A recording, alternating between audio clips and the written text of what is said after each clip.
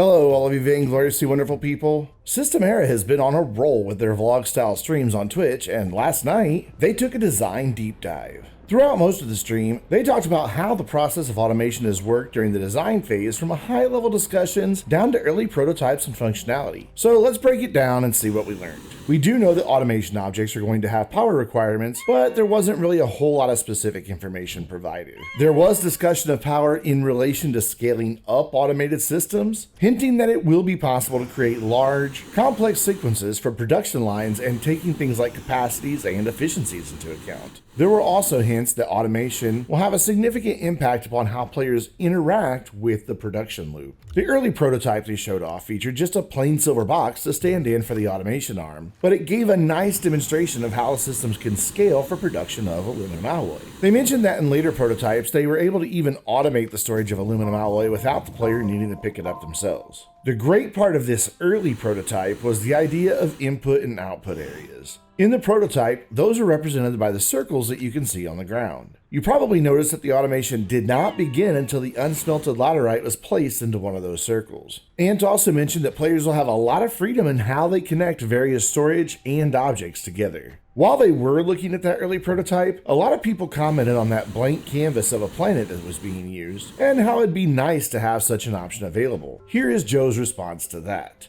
Someone brought up a really good point that I'm going to put in the back of my head, which is, man, wouldn't it be cool if you could just load up this room or a flat world to make creative stuff? Interesting. That is a great idea. Interesting. Note that one down.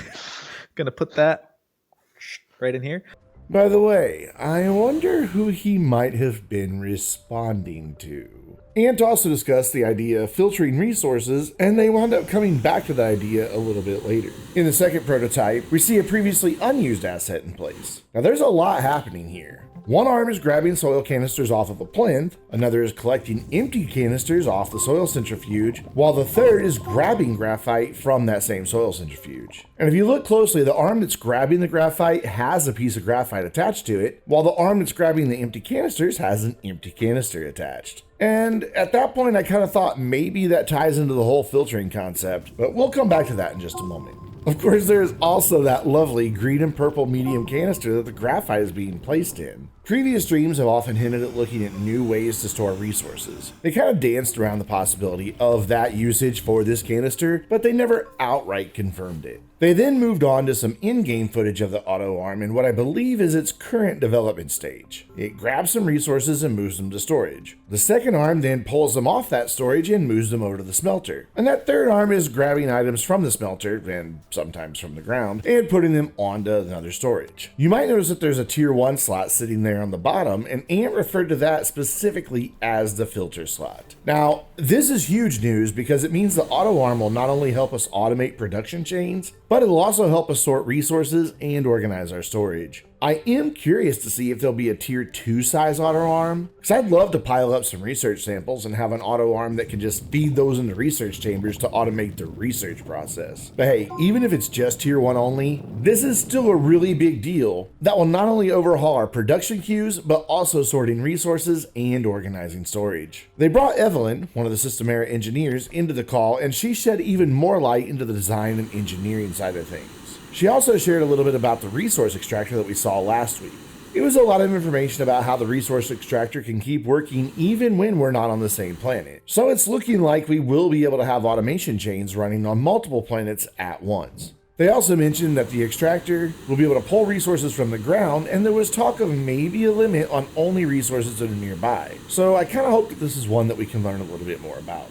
Joe then moved on to a nice preview of the AERO camera drone. We got a good look at some of the basic controls and functionality for the drone. It lives on the side of your backpack when it's inactive, and it can be recalled right back to that spot at any time. You do have limited abilities for your Astroneer when the drone is active, however. For starters, you cannot interact with objects while the drone is active. Your Astroneer can use the terrain tool and emotes, however. I can see the drone being incredibly useful for creating some great machinima in multiplayer where other players could be active in the scene. But capturing single player gameplay has some pretty severe limitations if you're unable to interact with objects while the drone is active. And truthfully, that's a really big disappointment. But hopefully hopefully it's one that they can correct in a future update. The drone also has a built-in photo mode complete with filters, or you can simply just capture a screenshot from its point of view. Oh, and by the way, on release, the drone will match your Astroneer's current palette. The other big leak from this stream is the release schedule for the update for servers and the AERO camera drone.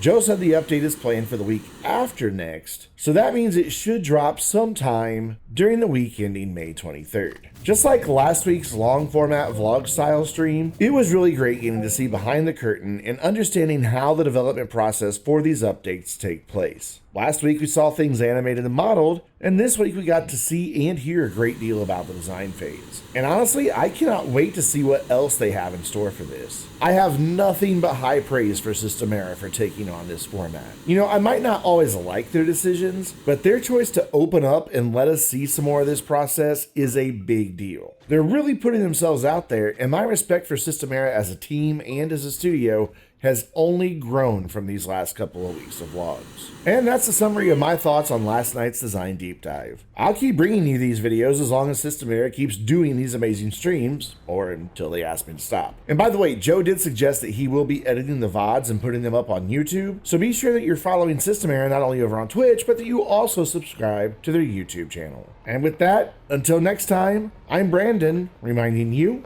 to stay vainglorious.